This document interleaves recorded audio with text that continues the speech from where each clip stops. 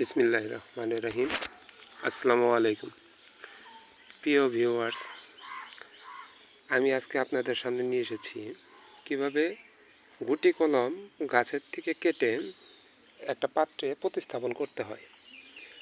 ঠিক আছে, এই যে দেখেন, আমার এটা হচ্ছে একটা MC1 গাছ।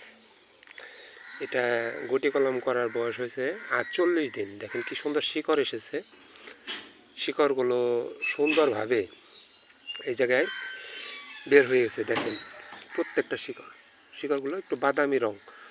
আপনারা ভালোভাবে দেখতে পাচ্ছেন কিনা, শিকড়গুলো প্রত্যেকটাই বাদামি রং হয়েছে। এখন দেখাবো কিভাবে এটা প্রতিস্থাপন করতে হয়।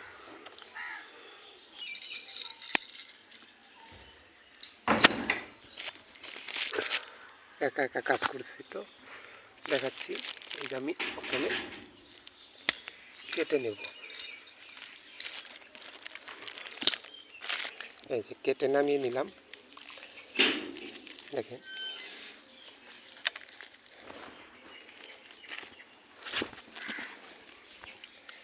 নামিয়ে নেওয়ার পর সাবধানের সহিত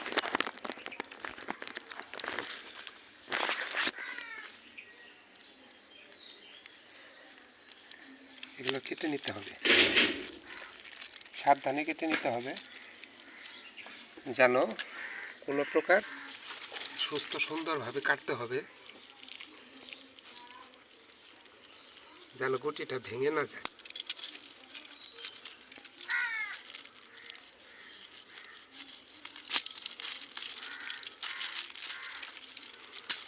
কেটে নিলাম। সাবধানে খুলতে হবে পলিতে, যেন গুটিটা ভেঙে না যায়। দেখেন কি সুন্দর শিকড় এসেছে, শিকড়গুলো সুন্দরভাবে গজিয়েছে। ইনশাল্লাহ 100% এটা হওয়ার সম্ভাবনা আছে।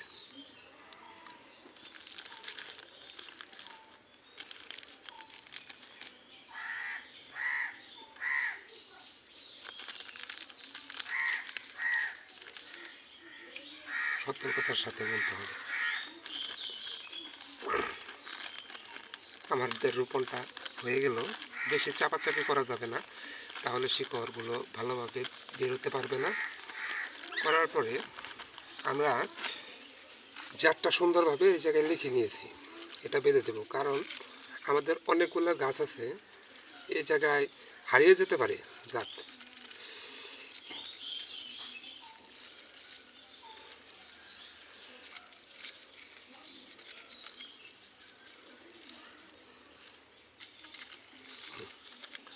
এই যে দেখেন কি সুন্দরভাবে রোপণটা সম্পূর্ণ হয়ে গেছে। এখন আমি এই ডালগুলো এইভাবে বেঁধে দেব। আগে প্রথমে পানি দিয়ে দিই।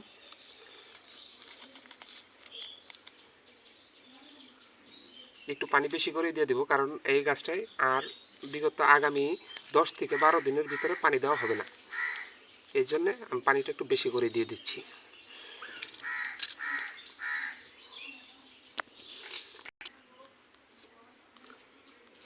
এই যে একটা কাঠি, এই কাঠিটা এই জায়গায় লাগিয়ে দেব, কারণ বাতাসে যদি নড়াচড়া করে গাছটা, তাহলে গাছটা নষ্ট হয়ে যেতে পারে।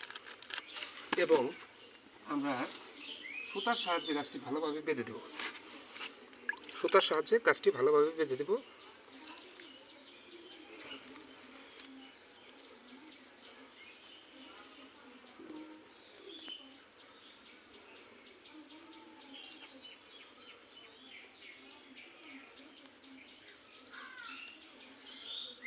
দেখেন সুন্দরভাবে গাছটি বেঁধে দেওয়া হয়ে গেল।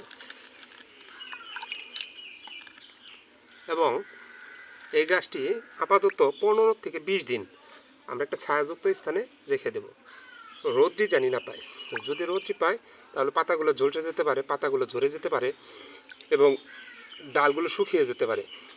এই জন্য আমরা ছায়াযুক্ত স্থান, যেমন এই যে জায়গায় আমরা রেখে দেব, এই জায়গায় ছায়া, একটা বড় গাছের ছায়া থাকবে, কখনো রোদ্রে দেওয়া যাবে না। ইনশাল্লাহ ভালো থাকবেন, সুস্থ থাকবেন। সকলে সুস্থতা কামনা করি। আল্লাহ হাফিজ।